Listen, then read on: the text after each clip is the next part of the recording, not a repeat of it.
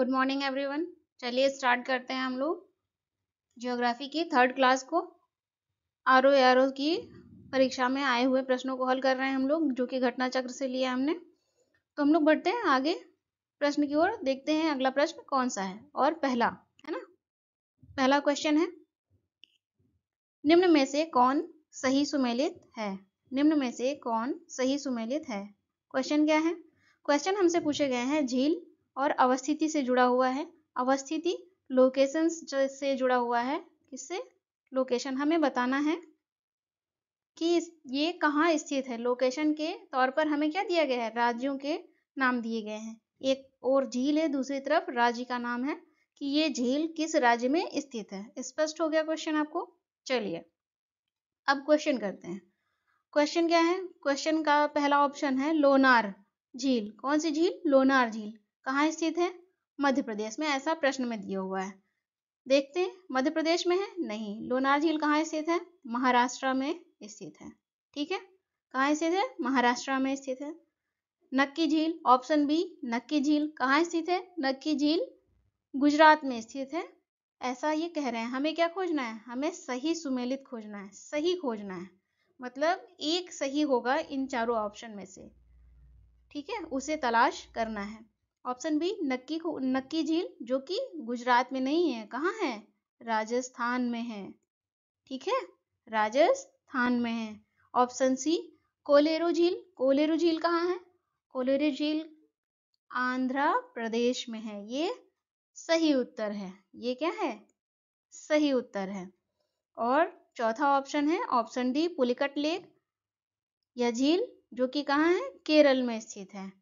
क्या ये सही है? नहीं, ये सही नहीं है। तो पुलिकट झील कहाँ स्थित है?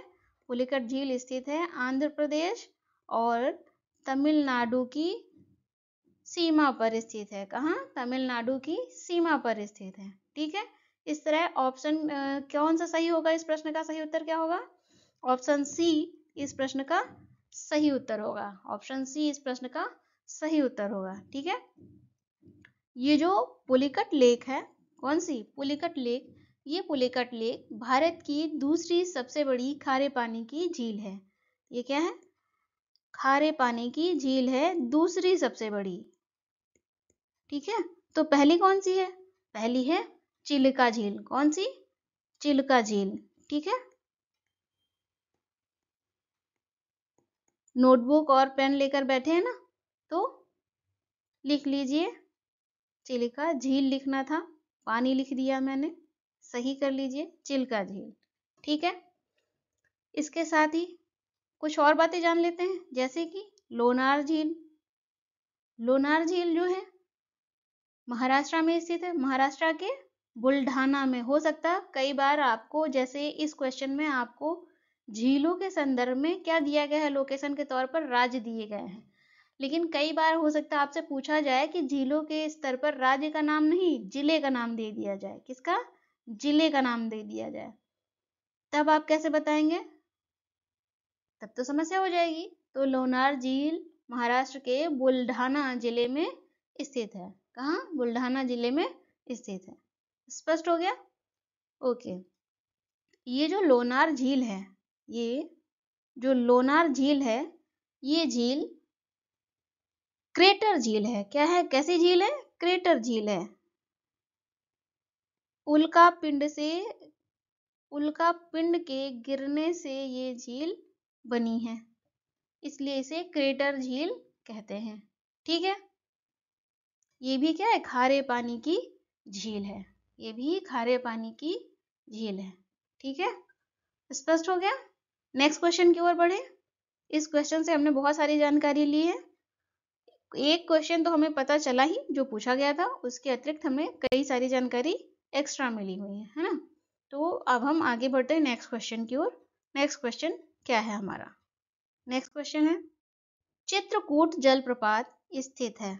चित्रकूट जलप्रपात स्थित है, ये हमसे पूछा गया है। कहाँ स्थित है? ऑप्शंस दिए गए हैं। एक ऑप्शन ए चित्रकूट में, ऑप्शन बी बस्तर में, ऑप्शन सी जबलपुर में, ऑप्शन डी बांदा में। तो चित्रकूट जलप्रपात कहाँ स्थित है? इस प्रश्न का सही उत्तर है बस्तर में। कहाँ स्थित है? बस्तर में। बस्तर कहाँ है? बस्तर कहाँ है? किस राज्य में है? बस्तर है छत्तीसगढ़ में। कहाँ? छत्तीसगढ़ में।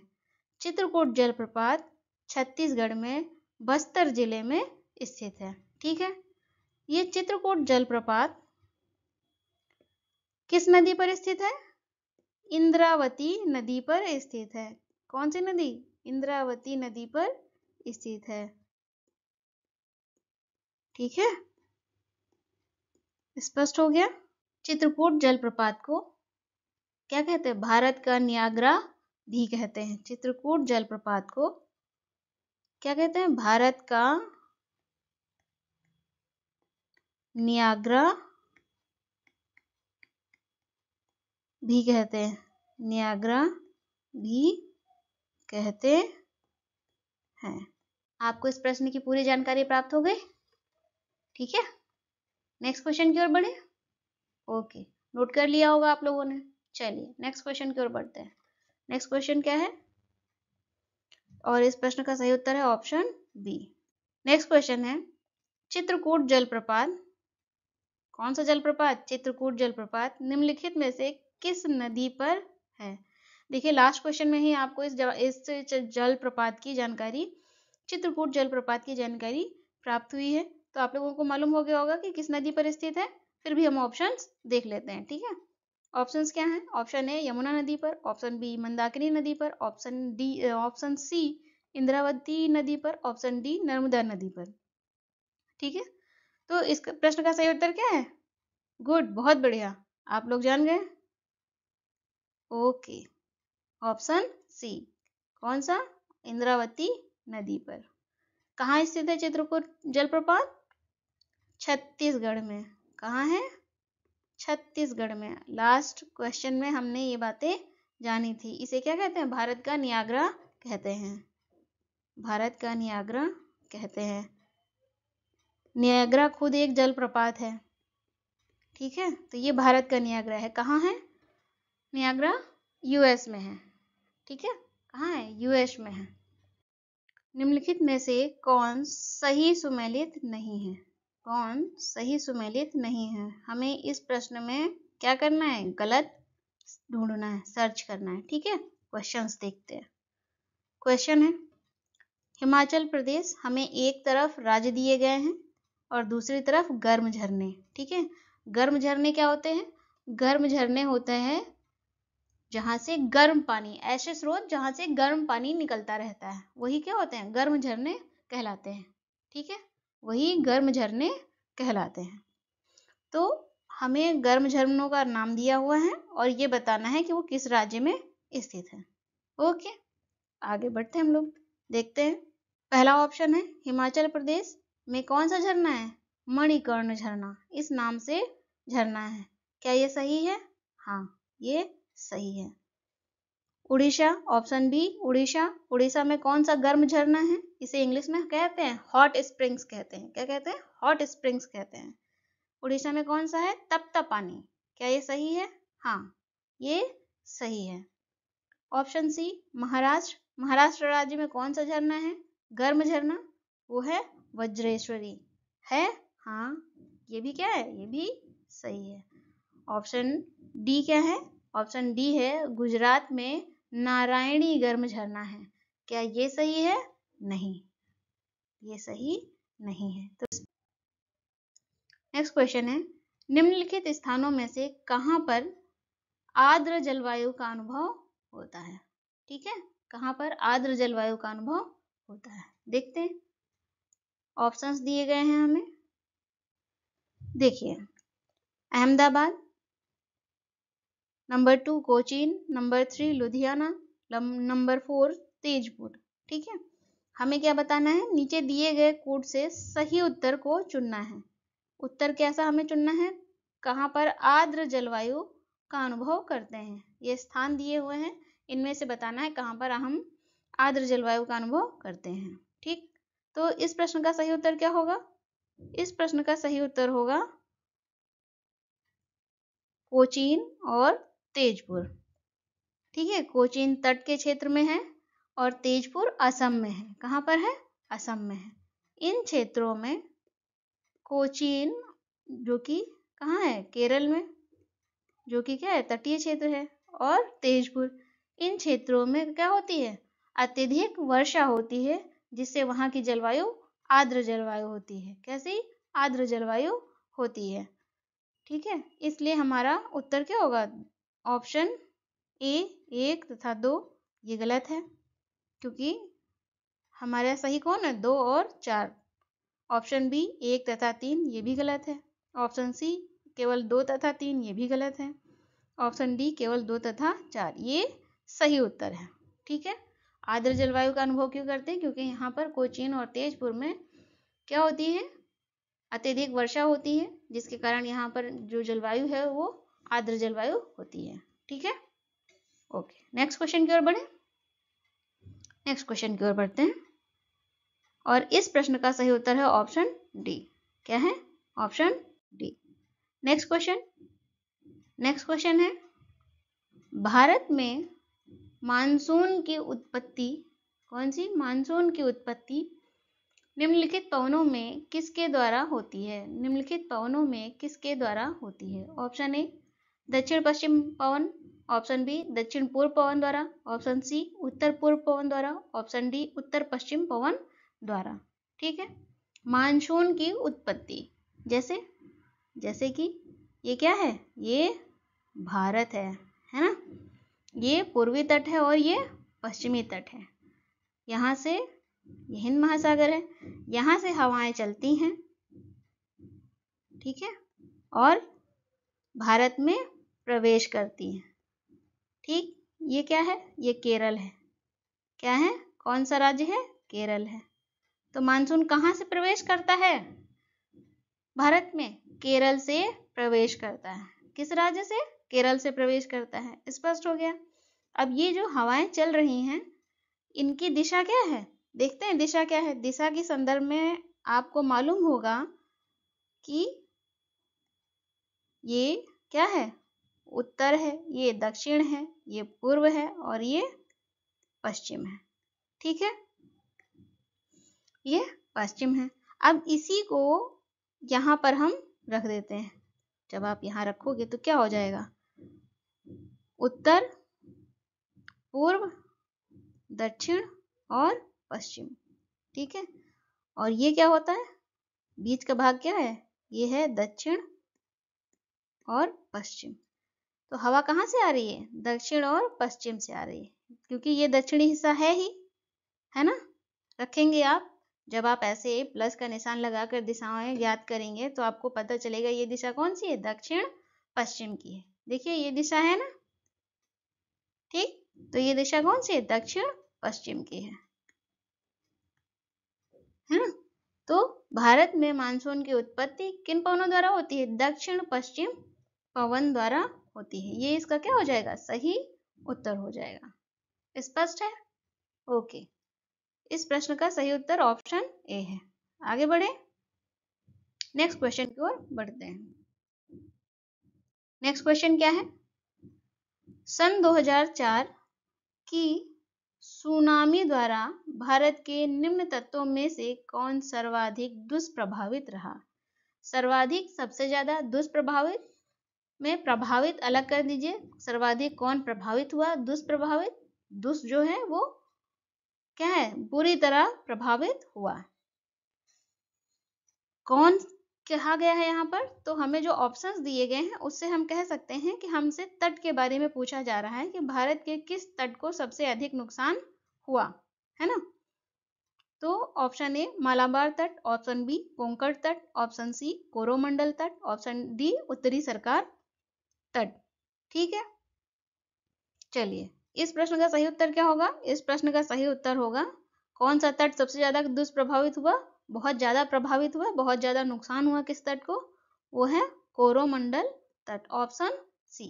इस तट को सुनामी द्वारा 2004 की सुनामी द्वारा बहुत अधिक नुकसान हुआ। ये भारत का तट है, इसे हम थोड़ा जान लेते हैं। ये क्या है, भारत है, क्या है, भारत है, और ये पूर्वी घाट है, क्या है, पूर्वी घाट है, और ये पश्चिमी घाट है। ठीक है, इस तरफ क्या है, बंगाल की खाड़ी, क्या है? बंगाल की खाड़ी, ठीक है। और इस तरफ अरब सागर, पश्चिमी घाट की तरफ क्या है? अरब सागर है। और नीचे हिंद महासागर, नीचे हिंद महासागर, दक्षिणी भाग में हिंद महासागर है, ठीक है। पूर्वी घाट के उत्तरी भाग को क्या कहते हैं? ये पूर्वी घाट है, उसे कहते हैं उत्तरी सरकार तट, उत्तरी सरकार तट, ठीक है। और पूर्वी घाट के इस दक्षिणी भाग को क्या कहते हैं? कोरोमंडल तट। कौन सा? कोरोमंडल तट, ठीक है। और पश्चिमी घाट के उत्तरी भाग को क्या कहेंगे? कोंकण तट, कोंकण तट। और इस दक्षिणी भाग को क्या कहते हैं? मालाबार तट, क्या कहते हैं? मालाबार तट, ठीक है। स्पष्ट हो गया आप लोगों को? तो इस भाग में, किस भाग में? कोरोमंडल भाग में सबसे अधिक नुकसान हुआ था 2004 की सुनामी के दौरान, ठीक है। ये क्या है? किसका मानचित्र बनाया हमने? भारत, ये भारत है, ठीक है। आगे बढ़े नेक्स्ट क्वेश्चन की ओर। चलिए, इस प्रश्न का सही उत्तर क्या है? Option C. नेक्स्ट क्वेश्चन है, निम्नलिखित में से किस जिले में मार मृदा पाई जाती है? कौन सी? मार मृदा पाई जाती है, ठीक है। मार मृदा किस जिले में पाई जाती है? ऑप्शंस हैं Kanpur, option B Pratapgarh, option C Sitapur, option D Jhansi. तो इस प्रश्न का सही उत्तर क्या है? हमें बताना है कि मार मृदा किस जिले में पाई जाती है। इस प्रश्न का सही उत्तर है झांसी। कहाँ पाई जाती है? झांसी में। ऑप्शन डी इस प्रश्न का सही उत्तर है। ये जो मार मृदा है, मिट्टी है, ये मूल रूप में क्या है? काली मिट्टी है। क्या है? काली मिट्टी है, ठीक है, काली मिट्टी है। ये काली मिट्टी दो तरह की होती है, कांवड़ मिट्टी और मार मृदा, कांवड़ मिट्टी और मार मृदा, ठीक है।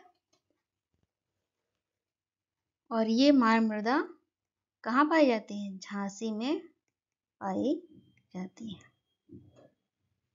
स्पष्ट हो गया? इस काली मिट्टी को कुछ अन्य नामों से जानते हैं। कौन से नाम है इसके? काली मिट्टी को क्या कहते हैं? रेगुर।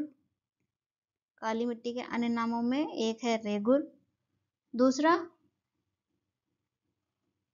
ट्रॉपिकल चरनोजम। क्या बोलते हैं? ट्रॉपिकल चरनोजम,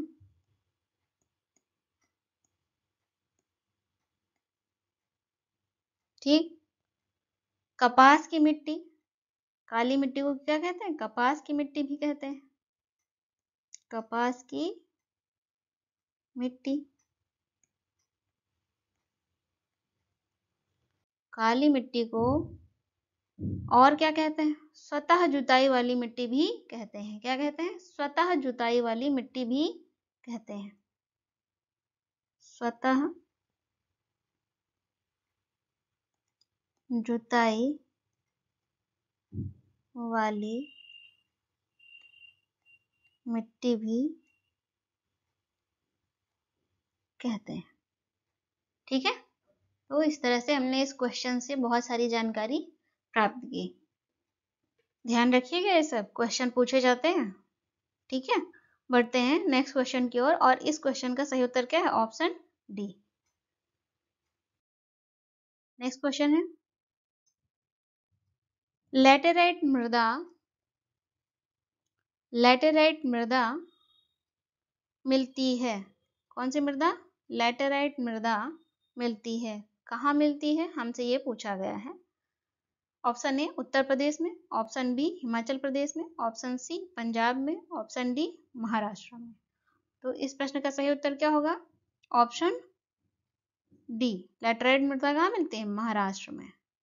ठीक है, सामान्य तौर पर ये इस क्वेश्चन में लैटेराइट मृदा मिलती है, इस क्वेश्चन में आपके पास ऑप्शन रहता है केरल। क्या रहता है? केरल। लेकिन जब केरल नहीं होता है ऑप्शन में, तब उत्तर क्या होता है? महाराष्ट्र। केरल के बाद ये मिट्टी महाराष्ट्र में मिलती है। कौन सी? लैटेराइट। केरल कहाँ पर है? ये क्या है? भारत। ठीक है, भारत बनाना भी आप लोग धीरे धीरे क्या करिए? सीख लीजिए, बहुत आसान है। ठीक है, केरल कहाँ पर है? ये है केरल। और केरल के तटीय क्षेत्रों में ये मृदा पाई जाती है। और केरल के पश्चात कहाँ पाई जाती है? महाराष्ट्र में पाई जाती है मृदा। ठीक है, तो यदि ऑप्शंस में केरल ना हो, जैसे कि इस प्रश्न में नहीं है, तो हम क्या टिक करेंगे? लैटेराइट मृदा कहाँ मिलती है? लैटेराइट मृदा मिलती है महाराष्ट्र में। कहाँ मिलती है? महाराष्ट्र में। ठीक है, स्पष्ट हो गया? ओके। लैटेराइट मृदा काजू की अच्छी फसल के लिए उपयुक्त होती है। किसके लिए? काजू की फसल के लिए उपयुक्त होती है। काजू की फसल के लिए उपयुक्त होती है। लैटेराइट मृदा जो होती है उसमें किसकी प्रचुरता होती है? लौह ऑक्साइड और एल्यूमिनियम ऑक्साइड की। लैटेराइट मृदा में प्रचुरता होती है लौह ऑक्साइड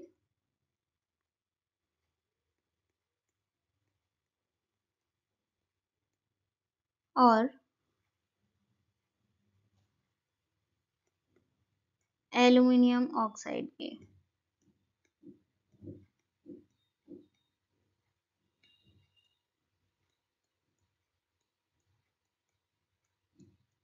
ठीक है, शेष सभी तत्वों की क्या होती है? कमी होती है। प्रचुरता केवल 2 तत्वों की होती है, लौह ऑक्साइड और एल्यूमिनियम ऑक्साइड की। ठीक है, शेष सभी तत्वों की कमी होती है। स्पष्ट हो गया?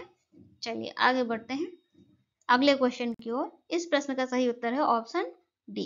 ठीक है, नेक्स्ट क्वेश्चन है, भारत में सबसे अधिक उपजाऊ मृदा कहाँ? भारत में सबसे अधिक उपजाऊ मृदा कौन सी है? किस मृदा की बात करें? उपजाऊ मृदा, फर्टाइल लैंड। ठीक है, फर्टाइल लैंड। ऑप्शन ए लाल मृदा, रेड सॉइल, ऑप्शन बी काली मृदा, ब्लैक सॉइल, ऑप्शन सी जलोढ़ मृदा, कौन सी? एलोवियल सॉइल, ऑप्शन डी चूनेदार मृदा। उत्तर क्या होगा? इस क्वेश्चन का सही उत्तर होगा ऑप्शन सी अलुवियल सॉइल।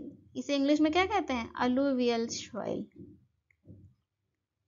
इस मृदा का इंग्लिश में नाम जानना बेहद आवश्यक है, क्योंकि कई बार बच्चे प्रश्न सिर्फ इसलिए गलत करके चले आते हैं क्योंकि उन्हें इस मृदा का इंग्लिश में नाम नहीं मालूम था। उन्हें ये मालूम था कि जलोढ़ मृदा उपजाऊ मृदा है, लेकिन उन्हें बस इतनी सी बात नहीं मालूम थी कि जलोढ़ मृदा ही क्या है? अलुवियल सॉइल है। ठीक है, तो ये इंग्लिश में इसका नाम जानना क्या है? बहुत जरूरी है। जलोढ़ मृदा के बारे में कुछ जान लेते हैं। ये क्या है? फिर से क्या है? भारत है। भूलिएगा मत आप लोग, धीरे धीरे भारत की इमेज अपने दिमाग में बनाइए। इस तरफ क्या है? पंजाब है। ठीक है, और ये आसाम। जलोढ़ मृदा पंजाब से लेकर आसाम तक फैली हुई है, विस्तार है जलोढ़ मृदा का। ठीक है, पंजाब से लेकर आसाम तक इस मृदा का विस्तार है। स्पष्ट हो गया? जलोढ़ मृदा का इसे क्या कहते हैं? दोमट मृदा भी कहते हैं। कौन सी? दोमट मृदा। दोमट मिट्टी जानते हैं? हाँ, वो भी इसका नाम है, तो कंफ्यूजन मत करिएगा। ठीक है, इसमें प्रचुरता किसकी होती है? जलोढ़ मृदा में प्रचुरता होती है पोटास की। ठीक है, फिर चूना, पोटास, चूना फॉस्फोरिक एसिड, फॉस्फोरिक एसिड और जैव पदार्थ, और जैव पदार्थ। ठीक है, शेष सभी तत्व क्या होते हैं? शेष सभी तत्वों की कमी होती है, और शेष सभी तत्वों में कौन आएगा? नाइट्रोजन और ह्यूमस की कमी होती है। ठीक है, जो जलोढ़ मृदा होती है ये सिंचाई के लिए क्या होती है? सर्वोपयुक्त होती है। यही जलोढ़ मृदा के दो प्रकार हैं, कौन से? खादर और बांगर। खादर और बांगर, अलोवियल सॉइल के दो प्रकार है, खादर और बांगर मृदा। ठीक है, खादर मृदा जो होती है वो कैसी होती है? नवीन जलोढ़ होती है, नवीन जलोढ़। ठीक है, जो उपजाऊ होती है ना, नवीन मिट्टी होती है, नई होती है। और जो बांगर होती है वो प्राचीन जलोढ़ होती है, जो बांगर होती है वो प्राचीन जलोढ़ होती है, पुरानी प्राचीन जलोढ़। जो खादर से कम जो है क्या होती है?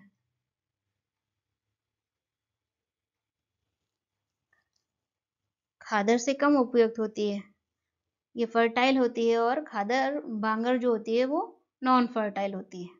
कैसी होती है? नॉन फर्टाइल होती है। ठीक है, स्पष्ट हो गया? आगे बढ़े अगले प्रश्न की ओर। इस प्रश्न का सही उत्तर क्या है? Option C. नेक्स्ट क्वेश्चन की ओर बढ़ते हैं। नेक्स्ट क्वेश्चन क्या है? काली कपास मिट्टी निम्नलिखित में से किस नाम से भी जानी जाती है? काली कपास मिट्टी निम्नलिखित में से किस नाम से जानी जाती है? ऑप्शन ए बांगड़, ऑप्शन बी खादर, ऑप्शन सी भूर, ऑप्शन डी रेगुर। ओके, पिछले प्रश्न में आपने जाना जलोढ़ मिट्टी के दो प्रकार होते हैं, खादर और बांगर। देखिए एक यहाँ बांगड़ लिखा हुआ है, ये बांगर है, तो बांगर किसका प्रकार है? जलोढ़ मिट्टी का, तो ये तो गलत हो गया। खादर किसका प्रकार है? जलोढ़ मिट्टी का, एलोवियल सॉइल का, ये भी गलत हो गया। अब हमने पिछले एक दो प्रश्न से पहले जाना था, क्वेश्चन आया था ना काली मिट्टी कपास मिट्टी के बारे में, वहां पर हमने जाना था काली मिट्टी को के अन्य नामों को। ठीक है, तो जब हमने काली मिट्टी के अन्य नाम जाने थे उसमें से पहला नाम क्या था? रेगुर। पहला नाम था रेगुर, तो यही क्या है? सही है। इस प्रश्न का सही उत्तर क्या है? ऑप्शन डी, काली कपास मिट्टी को रेगुर नाम से जाना जाता है। किस नाम से? रेगुर नाम से जाना जाता है। ठीक है, चलिए नेक्स्ट क्वेश्चन की ओर बढ़ते हैं। काली कपास मिट्टी आप पहले ही जान चुके हैं। काली मिट्टी जो होती है क्या होती है? कपास की मिट्टी, ब्लैक अर्थ, ट्रॉपिकल चरनोजम, इन नामों से इसे जाना जाता है। काली मिट्टी, काली कपास जो मिट्टी होती है इसका निर्माण कैसे होता है? अपक्षय और अपरदन से। कैसे होता है? अपक्षय और अपरदन से। ये भी क्वेश्चन आपसे पूछा जा सकता है, तो इसे याद रखिएगा, अपक्षय और अपरदन से इसका निर्माण होता है। ठीक है, इस मिट्टी की जल धारण क्षमता, ये क्वेश्चन बहुत पूछा जाता है। काली कपास मिट्टी जो होती है इस मिट्टी की जल धारण क्षमता सबसे अधिक होती है। जल धारण क्षमता सबसे अधिक होती है। ठीक है, जितनी भी आप मिट्टी पढ़ेंगे, मृदा के बारे में पढ़ेंगे, इन सभी में सबसे ज्यादा जल धारण क्षमता सबसे अधिक किस मिट्टी की होती है? काली मिट्टी की होती है। स्पष्ट हो गया? चलिए नेक्स्ट क्वेश्चन की ओर बढ़ते हैं। और यहाँ पर हमने जान लिया कि काली कपास मिट्टी की के अन्य नाम में से एक कौन सा है? यहाँ पर रेगुर, जो कि सही उत्तर है, अर्थात इस प्रश्न का सही उत्तर ऑप्शन डी है। ठीक है, नेक्स्ट क्वेश्चन की ओर बढ़ते हैं। नेक्स्ट क्वेश्चन है मृदा क्षरण को रोका जा सकता है, लैंड डिग्रेडेशन को रोका जा सकता है। कैसे? ऑप्शन ए सघन वर्षा से, वर्ष लिखा है यहाँ पर, वर्षा कर लीजिए। ऑप्शन बी वन नाशन से, पेड़ों को काट कर, वनों को काट कर। ऑप्शन सी वन रोपण से, वनों को लगाकर, पेड़ लगाएंगे बड़े मात्रा में तो क्या होगा, वन हो जाएगा, है ना, वन रोपण से।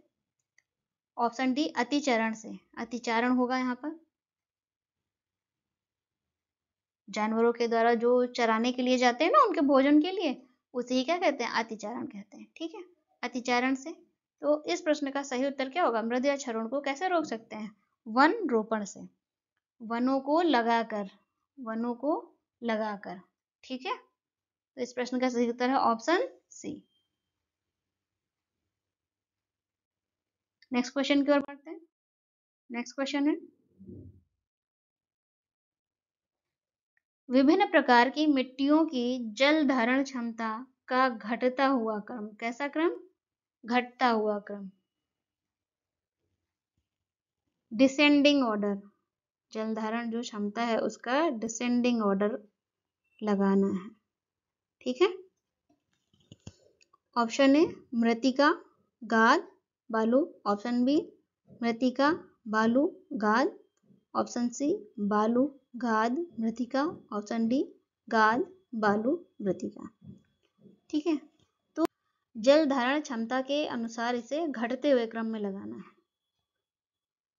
ठीक है, तो जो सबसे पहले होगा वो क्या होगा, सबसे ज्यादा जल धारण क्षमता उसकी होगी। ठीक है, तो इस प्रश्न का सही उत्तर है ऑप्शन ए। मृत्तिका को इंग्लिश में क्या कहते हैं, क्ले। गाद को क्या कहते हैं इंग्लिश में, सिल्ट। बालू को सैंड। ठीक है, तो सबसे कम जल धारण क्षमता किसकी है, बालू की है, और सबसे अधिक क्ले की है। स्पष्ट हो गया? ओके, आगे बढ़ते हैं नेक्स्ट क्वेश्चन की ओर।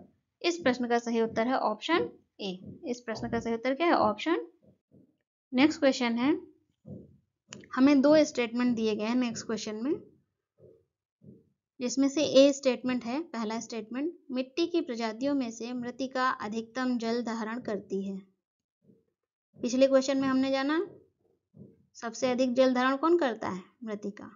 तो ये स्टेटमेंट क्या हो जाएगा, सही हो जाएगा। मिट्टी की प्रजातियों में से मृत्तिका अधिकतम जल धारण करती है, तो ये स्टेटमेंट जो पहला स्टेटमेंट है वो क्या हो जाएगा, सही हो जाएगा, क्योंकि हमने लास्ट क्वेश्चन में ही इसे जाना है। क्योंकि मैंने आपको बताया था अपनी पिछली क्लासेस में, जब कथन और कारण स्टेटमेंट दिए हों तो हमेशा कारणों को क्योंकि लगाकर पढ़िए, ताकि आपको पता चले कि आर ए को जस्टिफाई करता है या नहीं करता है। ठीक है, तो मिट्टी की प्रजातियों में से मृत्तिका अधिकतम जल धारण करती है क्योंकि मृत्तिका में रंध्राकाश बड़े आकार के पाए जाते हैं। क्यों जल धारण क्षमता अधिक है कह रहे हैं, क्योंकि इसमें रंध्र जो होते हैं, जो पोर्स होते हैं मृत्तिका में, क्ले में, वो क्या होते हैं, बड़े आकार के होते हैं। क्या ये सही है, नहीं, ये गलत है। जो रंध्र होते हैं वो बड़े आकार के नहीं होते हैं, रंध्र बड़े नहीं होते हैं, तो कैसे होते हैं, छोटे आकार के होते हैं, छोटे व्यास वाले होते हैं। ठीक है, तो ये स्टेटमेंट क्या हो जाएगा, गलत हो जाएगा, आर।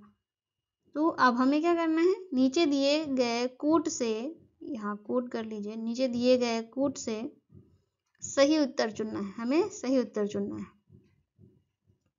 ऑप्शन ए तथा आर दोनों सही हैं। क्या दोनों सही है, नहीं सही है, है ना। जब सही नहीं है तो आगे क्यों पढ़ना, दोनों सही नहीं है, तो ये गलत हो गया। नेक्स्ट है, ए तथा आर दोनों सही हैं। क्या सही है दोनों, नहीं सही है, आगे नहीं पढ़ना है।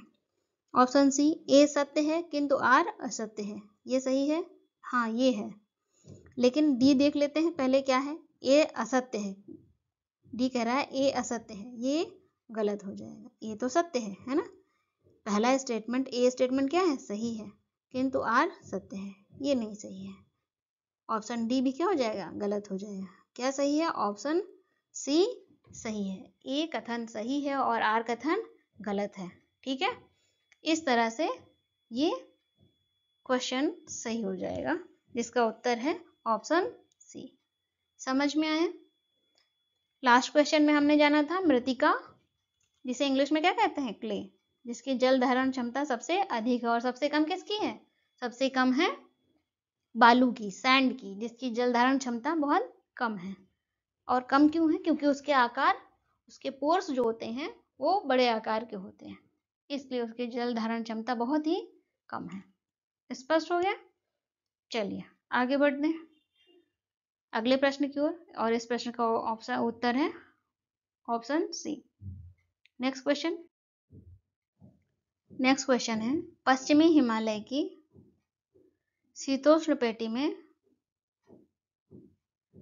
निम्नलिखित में से किस एक वृक्ष का बहुमूल्य है? कौन सा एक वृक्ष बहुमूल्य है? ठीक है, ऑप्शन ए चीड़, ऑप्शन बी देवदार, option C silver fir, option D नीला पाइन। इस प्रश्न का सही उत्तर क्या होगा? ऑप्शन बी देवदार।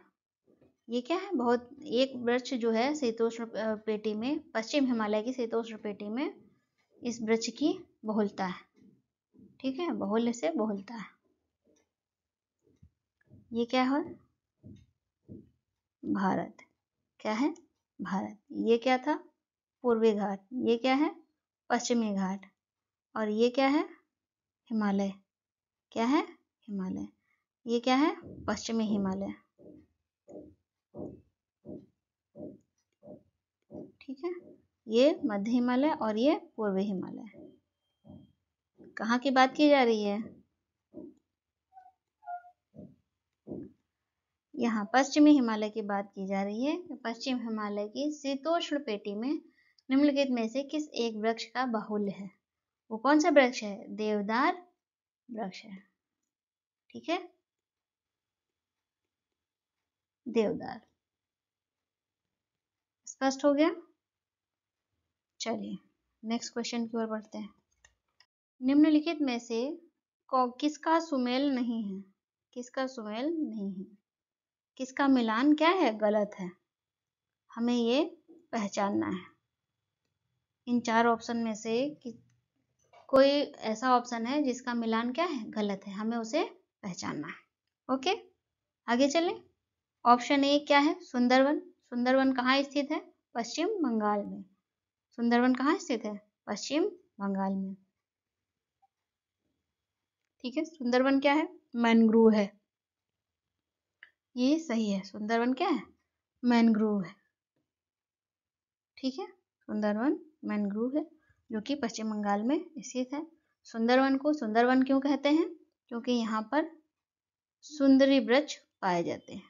कौन से? सुंदरी वृक्ष। सुंदरी नाम के वृक्ष पाए जाते हैं। सुंदरी नाम के वृक्ष हैं। ठीक है, ओके। और ये किसके लिए प्रसिद्ध है? बंगाल टाइगर के लिए। किसके लिए प्रसिद्ध है? बंगाल टाइगर के लिए। स्पष्ट हो गया? ओके, तो पहला ऑप्शन क्या है? सही है। भितरकनिका कहाँ स्थित है?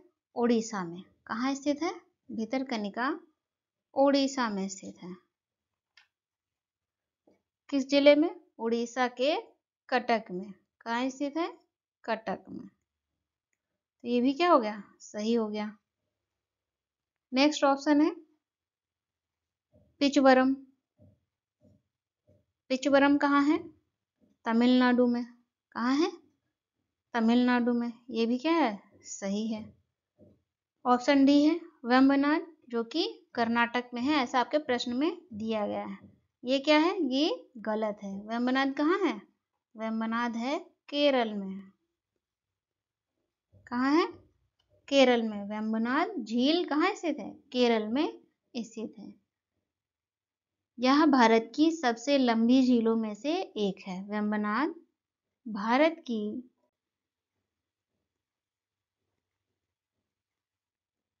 सबसे लंबी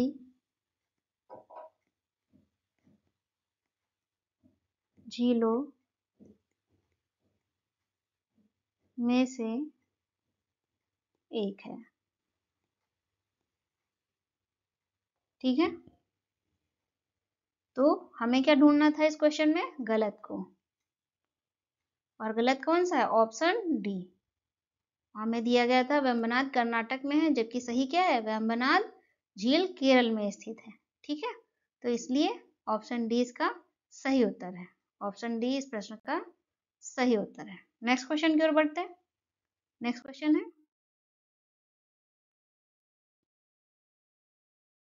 हरिके बैराज इंदिरा गांधी नहर का प्रमुख जल स्रोत। हरिके बैराज इंदिरा गांधी नहर का प्रमुख जल स्रोत निम्न में से किन नदियों के संगम पर है? निम्न में से किन नदियों के संगम पर है, हमें ये बताना है। ऑप्शन ए रावी और व्यास, ऑप्शन बी झेलम और चिनाब, ऑप्शन सी चिनाब और सतलज, ऑप्शन डी व्यास और सतलज। किस नदी के संगम पर है हरिके बैराज? हरिके बैराज स्थित है व्यास और सतलज नदी के संगम पर। किसके? व्यास और सतलज नदी के संगम पर। आपने हमें जो पिछली क्लास की होगी उसमें जाना होगा कि जो सतलज नदी है, कौन सी? ये जो सतलज नदी है ये हिमालय की सभी श्रेणियों को काटती है। क्वेश्चन था कौन सी नदी हिमालय की सभी श्रेणियों को काटती है? हाँ, ये वही सतलज नदी है। याद आ गया? लास्ट क्लास में आपने जाना था इस चीज को। ठीक है, तो व्यास और सतलज नदी के संगम पर कौन सा बैराज स्थित है? हरिके बैराज। इसे क्या कहते हैं? इंदिरा गांधी नहर भी कहते हैं। इंदिरा गांधी नहर का प्रमुख जल स्रोत हरिके बैराज है। स्पष्ट हो गया? चलिए, इस प्रश्न का सही उत्तर क्या है? ऑप्शन डी इस प्रश्न का सही उत्तर है। नेक्स्ट क्वेश्चन क्या है? निम्नलिखित नदी परियोजनाओं में से कौन व्यास नदी के पोंग बांध के जल का उपयोग करती है? व्यास नदी के पोंग बांध के जल का उपयोग करती है। ऑप्शन ए इंदिरा गांधी नहर परियोजना, ऑप्शन बी पोचमपाद परियोजना, ऑप्शन सी मयूराक्षी परियोजना, ऑप्शन डी नागार्जुन सागर परियोजना। इसका सही उत्तर क्या होगा इस प्रश्न का? इस प्रश्न का सही उत्तर है इंदिरा गांधी नहर परियोजना। इंदिरा गांधी नहर परियोजना, ये जो व्यास परियोजना है व्यास नदी पर है ना? व्यास नदी के पोंग बांध के जल का उपयोग करती है। कौन सी परियोजना? परियोजना कौन सी परियोजना हो गई? व्यास परियोजना।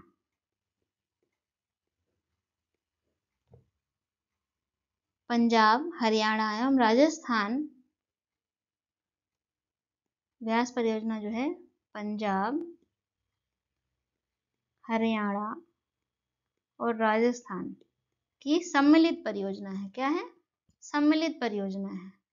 इसके अंतर्गत क्या होता है? इंदिरा गांधी नहर में शीत ऋतु में जलापूर्ति बनाए रखने के लिए क्या किया जाता है? बनाए रखने के लिए व्यास नदी पर क्या बनाया गया है? पोंग बांध बनाया गया है। कौन सा बांध? पोंग बांध बनाया गया है। किस नदी पर? व्यास नदी पर। और जो पोंग बांध है इसे अन्य नाम से किस नाम से जानते हैं? महाराणा प्रताप सागर। कौन सा बांध? महाराणा प्रताप सागर नाम से भी जाना जाता है। महाराणा प्रताप सागर बांध नाम से भी जाना जाता है। ठीक है, अगले प्रश्न की ओर बढ़े। इस प्रश्न का सही उत्तर क्या है? ऑप्शन ए।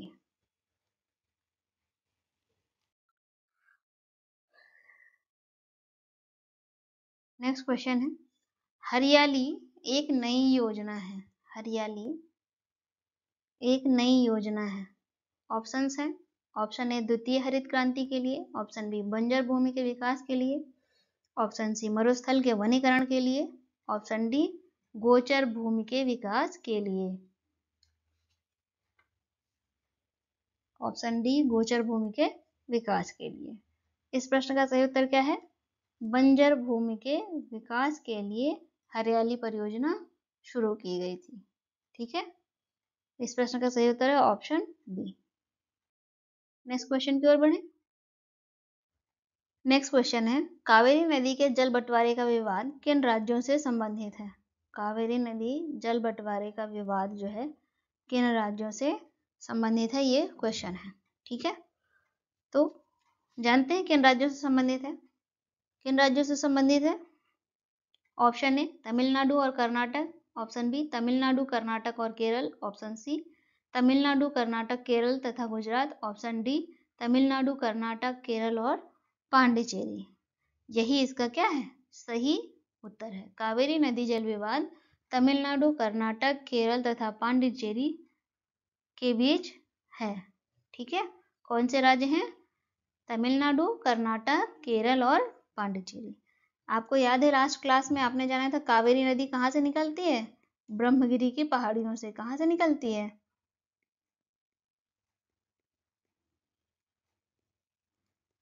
पहाड़ियों से। ठीक है,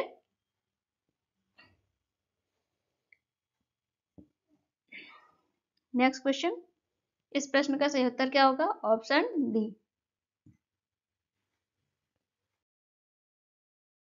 नेक्स्ट क्वेश्चन क्या है? भारत में प्रथम बिजली विद्युत संयंत्र की स्थापना की गई थी। प्रथम बिजली विद्युत संयंत्र की स्थापना की गई थी। ऑप्शंस को देखकर हम क्या पता चल रहा है कि कहाँ की गई थी, हमसे ये पूछा गया है। ऑप्शंस क्या हैं? दार्जिलिंग में, ऑप्शन बी शिव समुद्रम में, ऑप्शन सी मोहरा में, ऑप्शन डी खोपोली में, ऑप्शन डी खोपोली में। तो भारत में प्रथम बिजली विद्युत संयंत्र की स्थापना कब की गई थी? दार्जिलिंग में की गई थी। कब? 1897 में।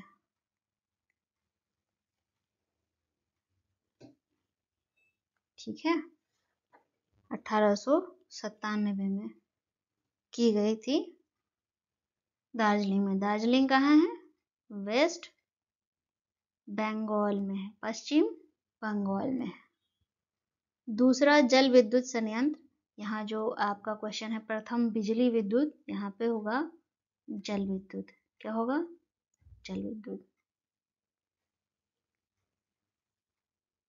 ठीक है, दूसरा जल विद्युत संयंत्र कहाँ लगा था? 1902 में।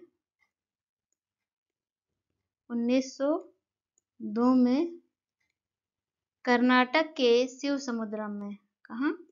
कर्नाटक के शिव समुद्रम में लगाया गया था। ये क्या था? दूसरा था, सेकंड। पहला कौन सा था? भारत में प्रथम जल विद्युत संयंत्र की स्थापना दार्जिलिंग में हुई थी। कब हुई थी? दार्जिलिंग में हुई थी। तो इस प्रश्न का सही उत्तर क्या है? ऑप्शन ए, दार्जिलिंग में हुई थी। कब? 1897 में, वेस्ट बंगाल में, जो कि वेस्ट बंगाल में, पश्चिम बंगाल में है। और दूसरा जल विद्युत संयंत्र की स्थापना कब हुई थी? 1902 में, जो कि कर्नाटक के शिव समुद्रम में है। और ये कहाँ स्थित है? शिव समुद्रम कावेरी नदी पर। कावेरी नदी पर स्थित है। ठीक है, ओके, नेक्स्ट क्वेश्चन की ओर बढ़ते हैं। इस प्रश्न का सही उत्तर है ऑप्शन ए।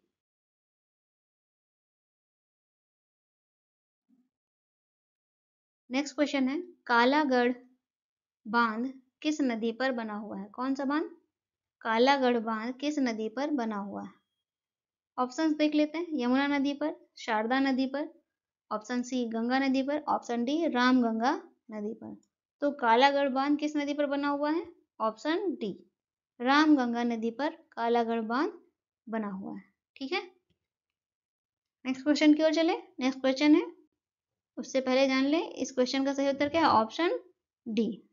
नेक्स्ट क्वेश्चन क्या है, चेरुथानी बांध किस नदी पर अवस्थित है? कौन सा बांध? चेरुथानी बांध किस नदी पर अवस्थित है? हमसे इससे लोकेशन पूछी जा रही है। इस प्रश्न में हमसे स्थान पूछा जा रहा है कि किस स्थान पर है, सॉरी किस नदी पर स्थित है, नदी हमसे पूछा जा रहा है।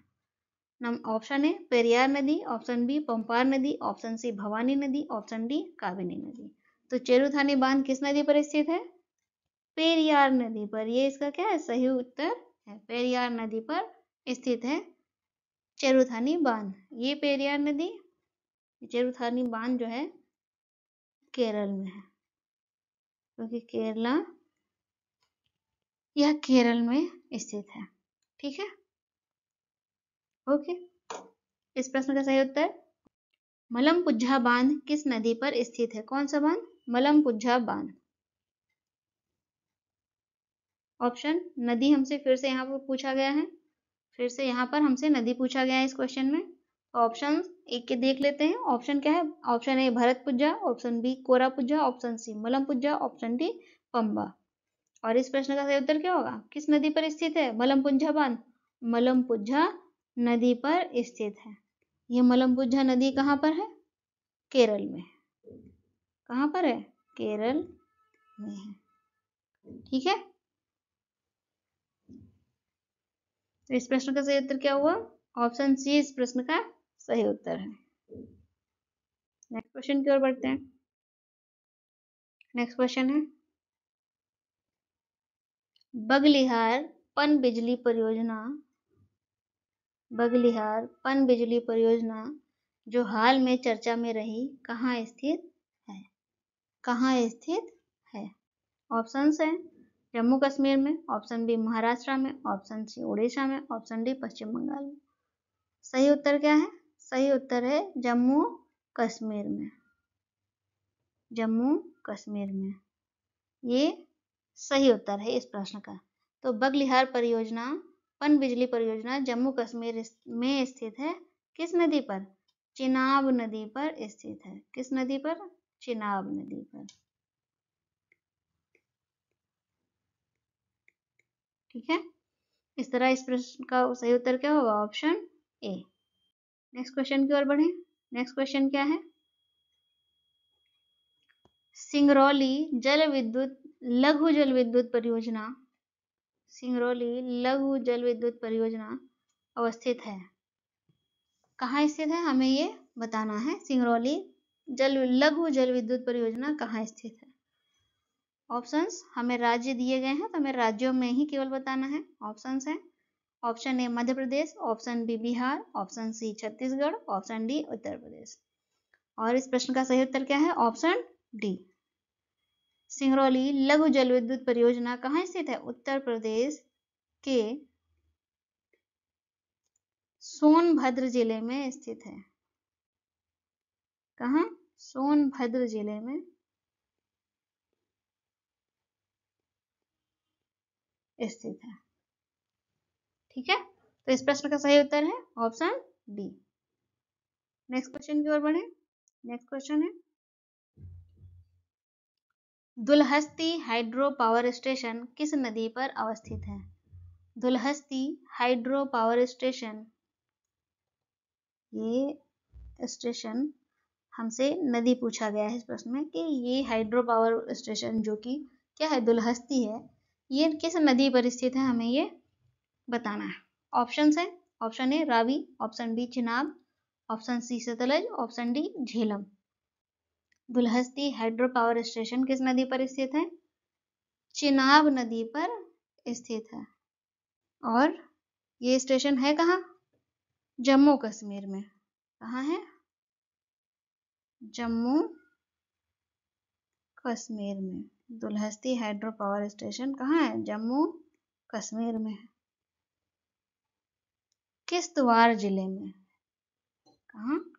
किश्तवाड़ जिले में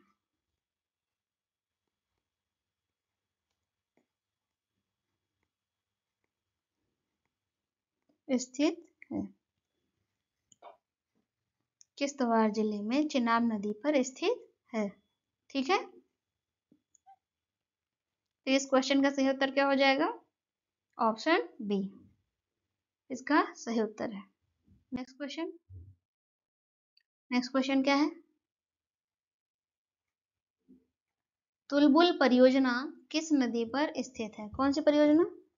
तुलबुल परियोजना किस नदी पर स्थित है? यहाँ पर फिर से इस प्रश्न में हमसे नदी पूछा गया है, तो देखते हैं ऑप्शंस क्या हैं। Option A Sutlej, option B Jhelum, option C Ravi, option D Beas. और इस प्रश्न का उत्तर क्या होगा? तुलबुल परियोजना कहाँ स्थित है? झेलम नदी पर स्थित है। जम्मू कश्मीर में झेलम नदी पर स्थित है। ठीक है, तुलबुल परियोजना कहाँ है? जम्मू कश्मीर। जम्मू कश्मीर में झेलम नदी पर स्थित है। इसी तुलबुल परियोजना को भारत क्या कहता है? तुलबुल नौवहन परियोजना, है ना। जबकि पाकिस्तान इस परियोजना को, तुलबुल परियोजना को क्या कहता है? वूलर बैराज। क्या कहता है? वूलर बैराज। ये कौन कह रहा है? पाकिस्तान। ठीक है, इसी परियोजना को वूलर बैराज कहता है और भारत क्या कहता है? तुलबुल परियोजना। कहाँ स्थित है? झेलम नदी पर स्थित है। ठीक है, इस प्रश्न का सही उत्तर क्या है? Option B. इस प्रश्न का सही उत्तर है ऑप्शन बी। नेक्स्ट क्वेश्चन की ओर बढ़े। नेक्स्ट क्वेश्चन है, निम्न में से कौन सा युग्म सही सुमेलित नहीं है? हमें क्या खोजना है? गलत। इन चारों में से कोई एक क्या है? गलत है और हमें उसकी तलाश करनी है। हमें उसकी तलाश करनी है। ठीक है, फर्स्ट ऑप्शन क्या है? सरदार सरोवर बांध किस नदी पर स्थित है? नर्मदा नदी पर स्थित है। सही है। तलैया बांध कोनार नदी पर स्थित है। नहीं। कहाँ है तलैया बांध? तलैया बांध है झारखंड में। कहाँ है? तलैया बांध झारखंड में है। और किस नदी पर स्थित है? बराकर नदी पर। कौन सी नदी? बराकर नदी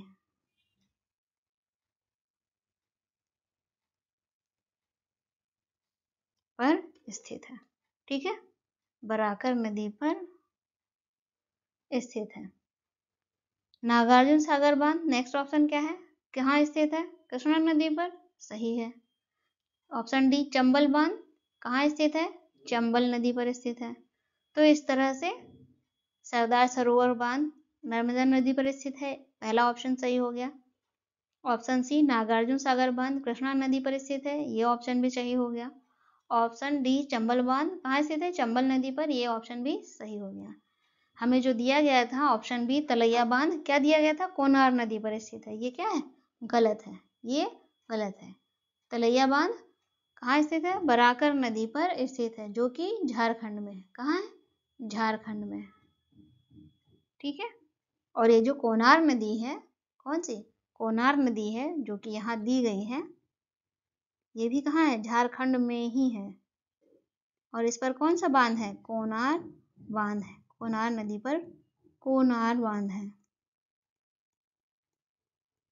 ठीक है, याद रखिएगा आप लोग। नेक्स्ट क्वेश्चन की ओर बढ़े। नेक्स्ट क्वेश्चन है, इस क्वेश्चन का सही उत्तर है ऑप्शन बी। नेक्स्ट क्वेश्चन है, गोविंद वल्लभ पंत सागर जलाशय कहाँ है? अवस्थित है ना, स्थित है। गोविंद वल्लभ पंत सागर जलाशय स्थित है। कहाँ स्थित है? ऑप्शंस क्या हैं? Option A Uttar Pradesh, option B Chhattisgarh, option C Uttarakhand, option D Jharkhand. इसका सही उत्तर क्या होगा? इसका सही उत्तर है ऑप्शन ए, गोविंद वल्लभ पंत सागर जलाशय उत्तर प्रदेश में स्थित है। उत्तर प्रदेश में कहाँ स्थित है? सोनभद्र में। कहाँ स्थित है? सोनभद्र में। ठीक है, उत्तर प्रदेश के सोनभद्र में गोविंद वल्लभ पंत सागर जलाशय स्थित है। यह जलाशय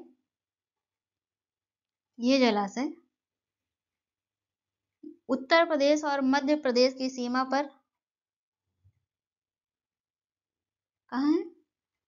उत्तर प्रदेश, संक्षिप्त रूप में लिख रहे हैं शॉर्टकट में, उत्तर प्रदेश और मध्य प्रदेश की सीमा पर है, एमपी मध्य प्रदेश, ठीक है।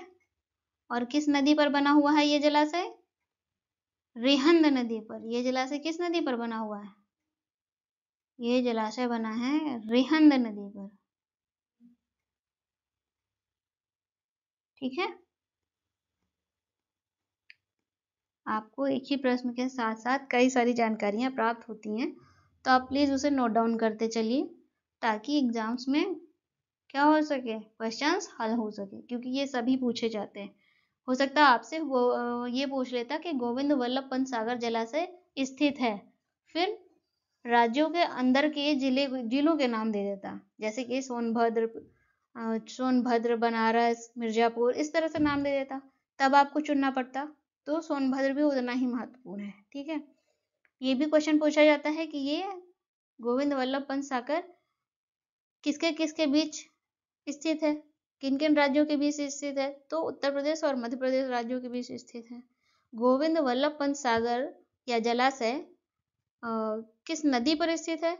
रिहंद नदी पर स्थित है, ठीक है। तो ऐसे कई क्वेश्चंस आपसे पूछे जा सकते हैं और पूछे भी गए हैं एग्जाम्स में, तो आपको बस क्या करना है, ध्यान करना है ना, ध्यान से पढ़ना है और क्वेश्चंस सॉल्व करके आना है। Okay, good. इस प्रश्न का सही उत्तर है ऑप्शन ए। नेक्स्ट क्वेश्चन की ओर बढ़ते हैं। नेक्स्ट क्वेश्चन है, देश में कुल एग्रो इकोलॉजिकल क्षेत्र है। Option A 15, option B 17, option C 18, option D 20। कितने हैं एग्रो इकोलॉजिकल रीजन? सही उत्तर है 20। 20 एग्रो इकोलॉजिकल रीजन हैं। किसके अनुसार? नेशनल ब्यूरो ऑफ सॉइल सर्वे। कौन तय करता है एग्रो इकोलॉजिकल क्षेत्र? नेशनल